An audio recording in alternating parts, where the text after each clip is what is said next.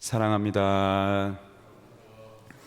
예수님께서는 예루살렘으로 가시던 중에 여리고로 들어가셨습니다. 그리고 이곳에서 죄인 삭개오를 만나십니다. 삭개오의 집을 찾아가 그를 구원하시며 이렇게 말씀하십니다. 나는 이곳에 잃어버린 자를 찾으러 왔다.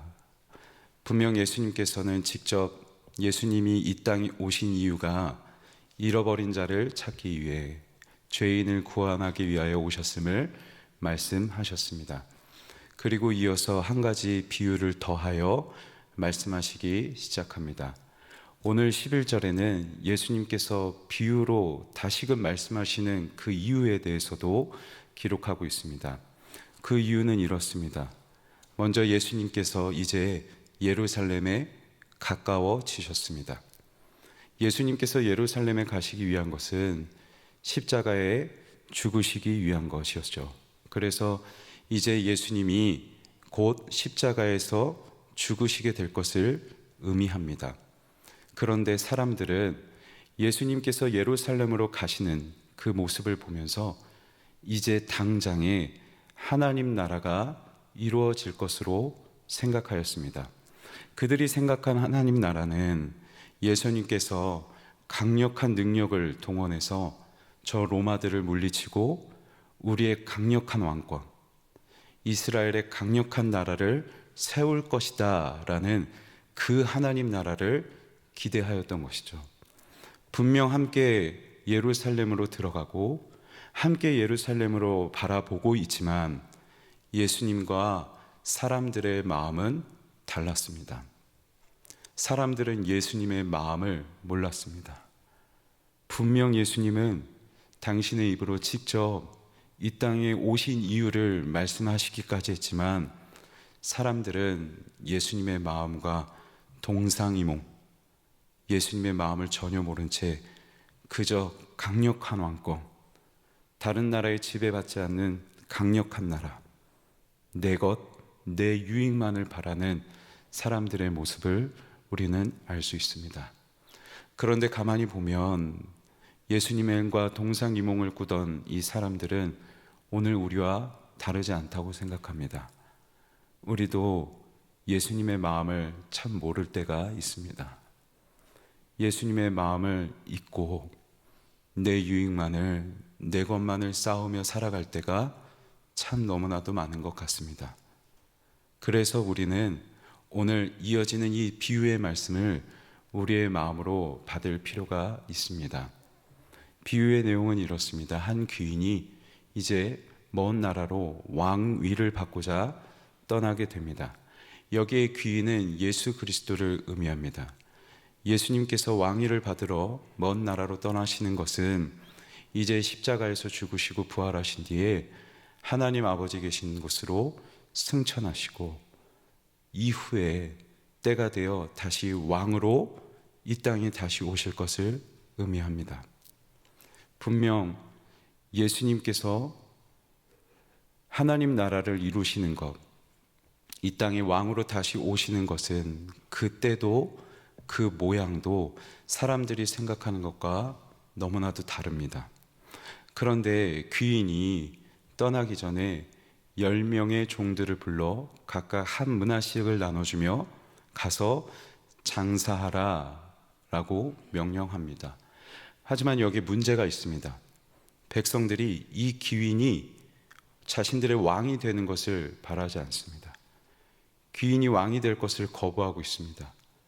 그리고 이제 종들은 귀인이 왕이 될 것을 거부하는 그 백성들에게로 가서 장사를 해야 합니다.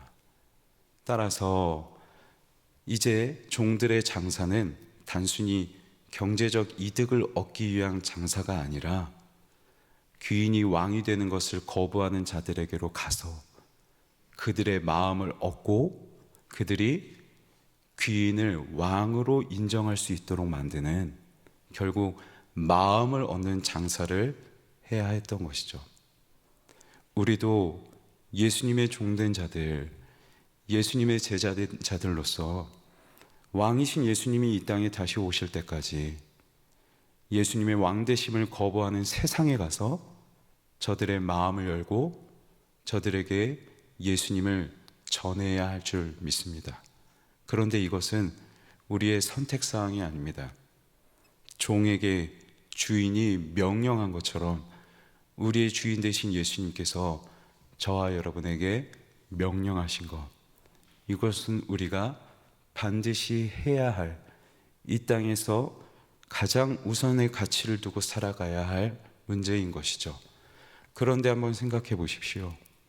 주인의 마음을 종이 몰라요. 주인의 마음에 내 마음을 두지 않고 내 것만, 그저 내 유익만 쌓으며 살아간다면 귀인이 다시 돌아왔을 때 무엇라 말하겠습니까? 우리의 귀인 되시고 주인 되신 예수님께서 이 땅에 다시 오실 때 무엇라 말씀하시겠습니까? 이어지는 말씀을 보면 귀인이 돌아옵니다. 왕위를 받아 돌아와 이들이 어떻게 이익을 남겼는지 알기 위하여 종들을 모읍니다. 한 종은 한 문화를 가지고 10문화의 이익을 얻었습니다. 적어도 10명의 사람들의 마음을 얻었어요. 한 종은 5문화를 얻었습니다. 5명의 사람들의 마음을 열었습니다. 그런데 마지막 한 사람, 그 사람은 귀인에게 이렇게 말합니다. 내가 수건에 싸두었었습니다. 장사하지 않았어요.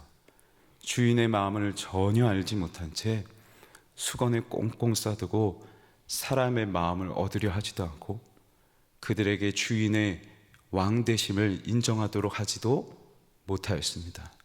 그리고 이렇게 말합니다.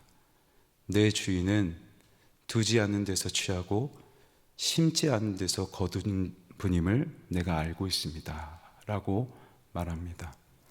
여기 두지 않는 데서 취한다는 것은 당시 고리대금업자들이 부당한 이득, 아무 일도 하지 않은 채 부당한 이득을 얻는 것을 의미하고, 심지 않은 데서 취한다는 것은 당시 지주층들이 소장농들에게 부당한 이득을 얻는 것을 의미합니다. 이 종은 귀인이 아무 일도 하지 않은 채 그저 이득만을 얻는 부당한 귀인으로 알고 있었던 것이죠. 그런데 정말 귀인이 그랬다면, 아무 일도 하지 않은 채 이익을 얻는 사람이었다면 그는 종들에게 굳이 일을 시키려 하지 않았을 겁니다. 그저 은행에 넣어서 이자를 받는, 아무 일도 하지 않은 채 이득을 얻는 데에 지혜를 발휘하려 하였을 겁니다. 그런데 분명 귀인은 일을 하길 원했습니다. 우리의 귀인 되신 예수님은 어떤 분이십니까? 심지 않은 데서 거두시고 두지 않은 데서 취하시는 분이십니까? 아무 일도 하지 않으시며 얻으시는 분이십니까? 그렇지 않습니다. 우리의 귀인 되신 예수님은 십자가에서 자신의 생명을 두시고 잃어버린 자들을 거두시는 분, 십자가에서 모진 고난과 고통을 심으시며 죄인들을 취하시는 분이시죠. 우리 주님은 일하시는 귀인 되십니다. 정말로 이 종이 그가 고백한 대로 내가 주인을 무서워하였나이다. 정말 주인을 무서워하고 두려워하고 사랑할 줄 아는 종이었다면 주인의 마음을 알아야죠. 우리 역시 우리의 주인 되신 예수님을 정말로 두려워할 줄 알고 정말로 주님을 사랑할 줄 안다면 예수님의 마음을 알고 가서 장사해야죠. 주님이 십자가에 두시고 십자가를 심으신 것처럼 우리도 가서 그 주님의 지신 십자가를 나도 지고 살아가야죠. 그래서 오늘 예수님은 이 비유를 통해 저와 여러분에게 이렇게 말씀하고 계십니다.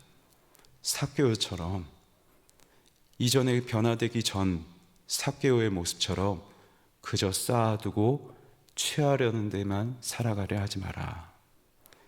구원받은 삭개오처럼, 변화된 삭개오처럼 나누어주는 삶을 살아가라. 받은 은혜를 나누어주는 삶을 살고 사람들의 마음을 먹고 예수님을 왕 되심을 인정하게 하는 전도자의 삶을 살아가라 라고 저와 여러분에게 말씀하고 계십니다. 오늘 말씀을 맺겠습니다. 우리가 살아가는 세상은 예수님의 왕 되심을 거부합니다. 하지만 예수님은 그 세상으로 저와 여러분을 보내시고 장사하라 말씀하십니다. 저들의 마음을 얻고 그리고 예수님을 전하라 말씀하십니다. 이 주인의 마음, 예수님의 마음이 저와 여러분의 마음이 되면 좋겠습니다. 그래서 그저 내 유익과 내 것을 쌓으려는 데만 목적을 두고 살아가는 독점자의 삶이 아니라 하나님 나라로 초대하는 전도자의 삶을 살아갈 수 있는 저와 여러분이 되길 주님의 이름으로 간절히 소망합니다. 기도하시겠습니다.